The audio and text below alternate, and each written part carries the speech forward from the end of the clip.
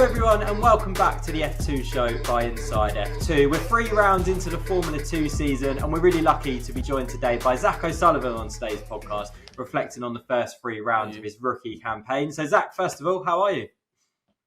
I'm good. No, all good. Thanks for having me. Good, no worries. Where are you in the world right now? I am at home, which is near Cheltenham in the Cotswolds, taking some time off after the Barcelona test. So nice to be home. Yeah, no, I can imagine. You guys spend so much time on the road all year round that I imagine it is quite nice to go home and to spend a bit of time with family, right? No, exactly. It's not as busy as F1, but it's as close to, I think, with 14 races, and especially the first 3 being outside of Europe as well. Bit of travelling, but no, it's all for a good cause. Yeah, we're going to get on to that. But before we do that, obviously 3 rounds into your rookie campaign, what have your first impressions of Formula 2 been? I've enjoyed it. I think one word to kind of sum up F2 is chaotic. All the races seem to have everything you kind of don't expect in them. But no, I've enjoyed it. A bit of a learning curve from F3. I think in some ways they're 2 very similar series. The tracks are very similar. The weekend structure is obviously the same pretty much. But also there's a lot of differences at pit stops. The cars are quite different themselves. So no, a bit to learn, but I'm enjoying it. How have you found the transition from F3 to F2? Has it been quite a smooth transition? As you say, the cars are a little bit different, particularly with the new generation Formula 2 cars this season as well. Yeah, exactly. I think the actual driving side is not too different, or at least it doesn't take so long to get onto the pace. I think the race management, the managing your weekend, I think it's a lot harder in F2 to string together a full weekend properly as it is in F3. There's a bit more going on, a few more variables with pit stops, etc. It's early days, but no, I'm enjoying it. How have you found pit stops? I can imagine that's quite an interesting, I guess pre-season testing, you're doing loads of those to get yourself up to speed, right? Yeah, exactly. As many as you can do in pre-season testing. But no, it's fun. We don't actually get to practice them that much. So when it kind of comes to feature race time, you're straight in, do your pit stop. But no, I actually really enjoy the feature races. I think it's great to have some strategy involved in our races. And it means even if qualifying doesn't quite go your way, there's a bit of hope in the feature race to make some progress. Definitely. Talk to me about season so far then. Obviously 3 rounds, some tracks that you've obviously performed on last season as well. How do you reflect on the first 3 rounds of the season? I think a bit of a learning curve is the way to put it. Bahrain was quite a strong weekend in general, I think, pace-wise, but also racing-wise, I think I was on the right side of some of the closer calls. So it all kind of came together quite nicely. Obviously, we were 4th in the feature race. Jeddah was a bit of a trickier weekend. Struggled for pace a bit as a team in general. Wasn't the cleanest weekend from my side, and we kind of paid the price for that. And Melbourne, honestly, I think the pace was a lot stronger than what it ended up kind of showing in terms of results. Again, a bit of a messy weekend on my side, and in F2 you always kind of get punished for that. This is the thing, right? If in F2, where there's such crazy weekends, if one thing goes wrong, then you can be well down the order, which is it's so competitive, isn't it? How does that compare to F3? I think the main difference is in F3, once you've done your qualifying, you can kind of pretty much tell how your weekend's going to go. If you're on pole, there's a 85% chance you'll win the feature race, provided you get off the line. And even in F3, stuff like the starts, everyone gets the same starts. The procedure is quite simple. Whereas in F2, once you do qualifying, it's just kind of the start of the weekend. You've got to face with a sprint race, and on some weekends, the tyre choice, as it was in Bahrain, is a bit undecided. And then strategy in the feature race as well. You can take the gamble on the alternate strategy and hope for a safety car, or go for the normal strategy. So there's a lot more going on, and I think the qualifying is kind of the start of the weekend, actually, whereas in F3, it kind of determines the rest of the weekend a bit more. Yeah, definitely. What have your key learnings been then from so far this season? What have been your key takeaways from the first 3 rounds of the season? I think patience is one of the ones. I think coming from F3, you always want to make moves quite early on and get up the field because there's a bit less going on. But what I've learned in F2 is if you kind of survive the feature race, actually you'll end up somewhere thereabouts towards the end. I think you actually have to take the feature race a bit differently to other races and actually bide your time a bit more. Learning curve, but hopefully something I can work on for the rest of the year. Yeah, interesting. And obviously, you've mentioned that you've just come back from mid-season testing. They say mid-season; it's obviously only 3 rounds in, isn't it? But what have you learnt from testing? What are your takeaways from testing that you can implement into the rounds moving forward for the rest of the season? Yeah, I think for everyone, it was kind of the most important 3 days of the year, arguably, especially in a new car. Of course, we had our 3 days in Bahrain, but in reality, they were shortened to two. We missed the first day of running pretty much with monsoon conditions. And also, Bahrain is a bit of a tricky track for learning. It's so abrasive, the temperatures are so up and down that you can't really learn too much. And your main focus is preparing for round one rather than the rest of the season. Whereas, this test in Barcelona, I think for everyone was a good chance to work on the things they maybe struggled with in the first 3 rounds and get more of a kind of baseline understanding of the car after running it on track for 3 races. How much are you still learning about the car, and how much are the teams learning about the car? Because obviously it is a new car for this season. There's a lot more learning compared to this time last year, for example. Are the teams still learning learning about the cars? Or Yeah, we're learning a lot still. And I say we, I think I talk about all of the teams really. For sure, some teams have hit the ground running slightly stronger than others. The order's definitely switched up from last year, which is always something entertaining. I wish I was on the other end of it, but it's entertaining.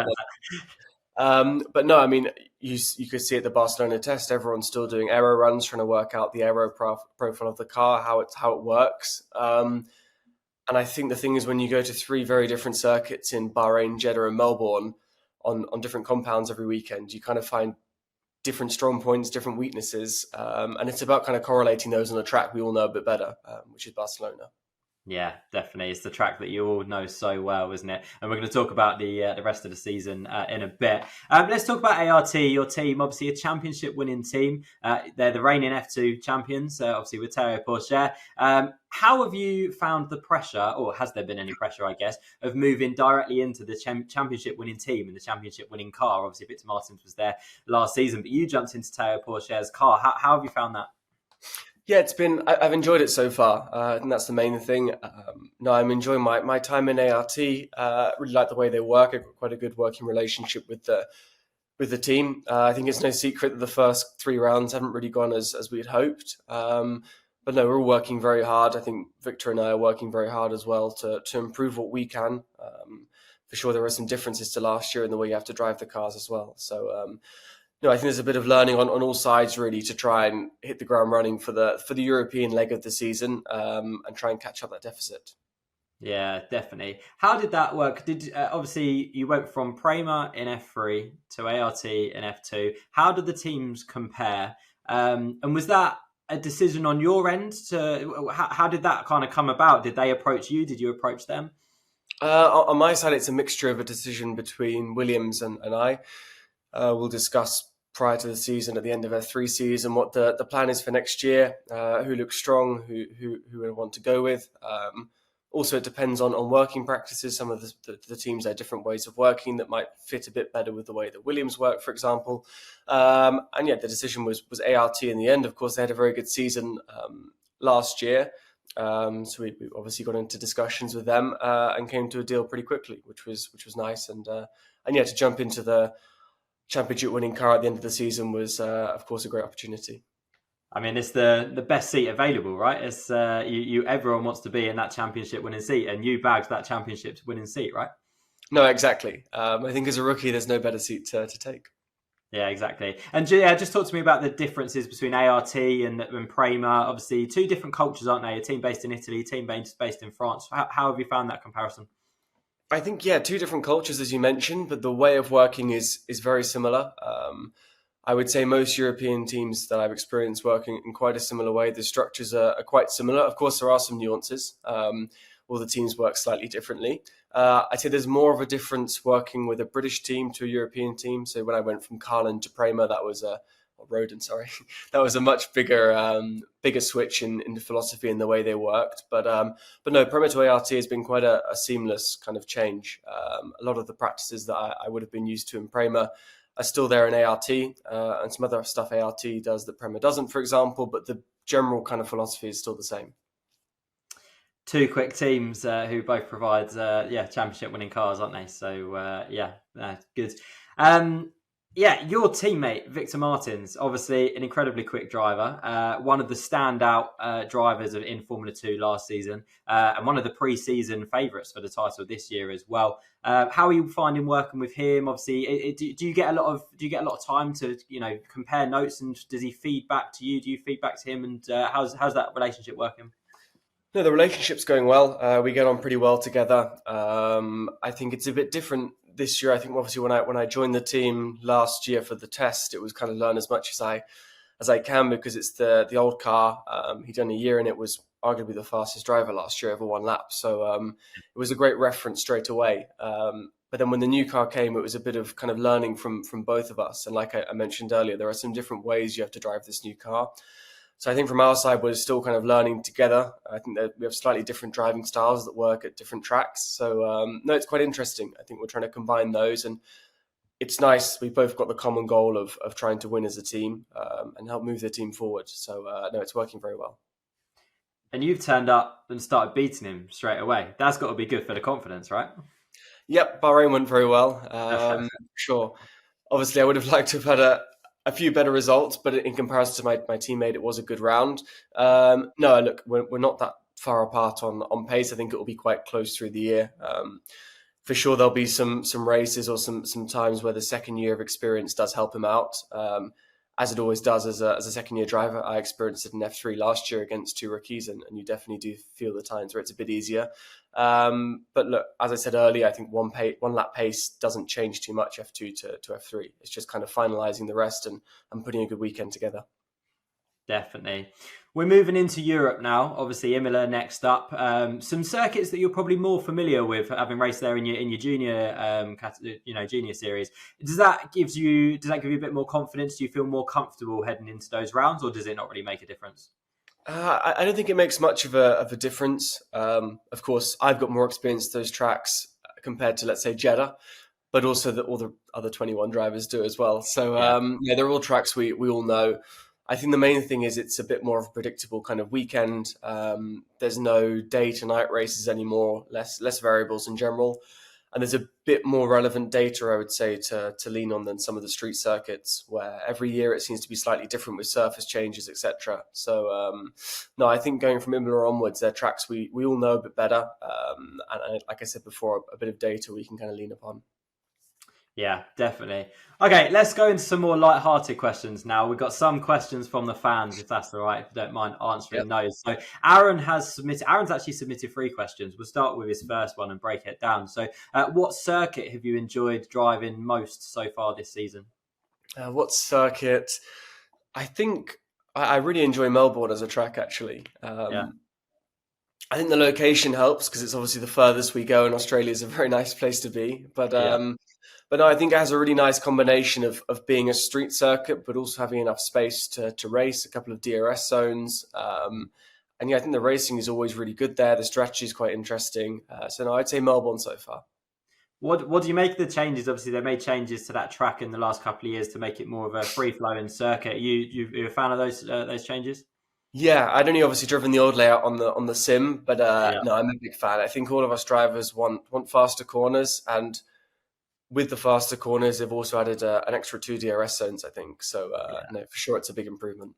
That obviously, I've never driven that circuit, but that track looks mega. Some of the high-speed corners look like they, a lot of fun to drive. So, it's good fun. Good stuff. Aaron's next question is: who was your hero growing up? I didn't really kind of idolize anyone, but I would say if anyone, it was Michael Schumacher. Okay. I think obviously I respect anyone who's doing very well for themselves and being successful. But I think the way he kind of transformed the sport from when he started in the 90s into the 2000s, I think he kind of brought the sport into the 21st century. He brought quite a scientific approach with his fitness, with his approach to everything. And yeah, I think no one else has really done that, kind of gone through 2 eras, and still when he retired in 2012, he still seemed very contemporary with the rest of his peers. It's a really interesting answer because a lot of people in your kind of age group and your era go with more modern drivers. So that's really interesting that, Michael Schumacher. So did you watch a lot of his championship winning years? I guess you were quite young, right? But I wasn't born. I Yeah, was yeah, yeah. 2005, so no, I missed all those years, but no, I watched them back. That's for sure. Definitely. No, I love that. And Aaron's final question is: this is a good one. You've got three F1 personalities that you well, three spaces on the table at dinner. You've got three F1 personalities. Who would you invite? Oh, well, I think one, Michael Schumacher. Yeah, I think two, maybe Gerhard Berger. He seemed quite funny. Some of the okay. stories of the jokes he used to play on Senna. Yeah, And number four, I would, sorry, number three even. I would say, I think Fangio. I think it would be really interesting to see the comparison between the start of the sport and where it is now. I love that answer. That's so good. And you think you obviously learn a lot from those guys, right? Yeah, I think it would be interesting to see what they think of it all, or what the stuff they were doing. I'm sure it's stuff we'd Yeah. find quite funny now, but yeah. Do you reckon there'd be a bit bickering at the table? Who was better? Yeah, I'm sure they would. Love it. Yeah, that would be amazing, wouldn't it? Okay. Next question is from Envive on our Inside F2 Discord channel, who asks, "What animal would you be if you could reincarnate?" What animal? I would say a koala. I met them for the first time in Australia, Yeah, and yeah, I'm quite fond of them. They make me laugh because they sleep most of the day. They don't really know what's going on. yeah, Um, I think they're constantly intoxicated on eucalyptus leaves. yeah. So yeah, koala it is. I'm assuming that's not what you'd be if you had to compare yourself to an animal. You're not sleeping for 18 hours No, a no, day. I'm just saying that. Yeah, koala is quite a cool animal to be. Yeah. No, love it. That's cool. I like that answer. One of our listeners, Zoe, she's famous for asking every driver that we interview the same question. And that question is: pineapple on pizza, acceptable or unacceptable? Unacceptable. Unacceptable. I'm with Yeah, you on that. I had a I'm with year you with on an Italian team, so any other answer would have been that. I can unacceptable. imagine. Yeah. That's almost illegal in that like culture, right? It's blasphemous. Yeah. Very good. What is your favourite cheat meal? If you can, if you're off season, you can have a bit of time to eat what you want. What are you going for? Favorite cheat meal? I would say it's not really a cheat meal. Actually, it's not unhealthy, but it's not healthy. A really good steak sandwich. Yeah, Um, nice. yeah, medium rare steak sandwich. Get your protein in. Love it. Yeah, I can Nice. count it as protein, can't I? Exactly. When was the last time you had a takeaway, for example? Is that have you had one recently, or is that like um, pre-season? You're not really a takeaway eater. Not really. I think I had one in Melbourne Yeah, after the race, or like yeah, the yeah, before the airport. Yeah, yeah. Nah, fair enough. You've got to been a treat while. yourself sometimes, right? Yeah, exactly. Nice. How was your tan after Australia, by the way? Did you get a bit of I time did. to sit in the I sun? got a tan, but my Irish genes kicked in, and I lost it within about 4 days of back in the Did UK. you? Yeah, That's the problem, isn't it? Yeah, fair enough. I I'm the know. same. I don't actually tan. I just burn. So if I spent a few days in Melbourne, I'd just go bright red, to be honest with you. So. I tan, but then it just slowly peels off, and it's quite depressing. Yeah. Fair enough. Okay. Next question. If you had to pick one teammate, past or present, one teammate to race against in one team in Formula One with one team principal, who are you going for? I'd say, oh, I reckon Jenson Button and Brawn, Okay. because it seemed like a really cool year. I think it'd have been quite interesting behind the scenes to see what was actually going on, and the stress of making it through the year. Yeah. Nice. Okay. If you had to pick a team principal to be your team principal, who would it be? Ross Brawn, I think. Ross Brawn. Yeah, legend. Nice. Okay, like that. That's a good answer.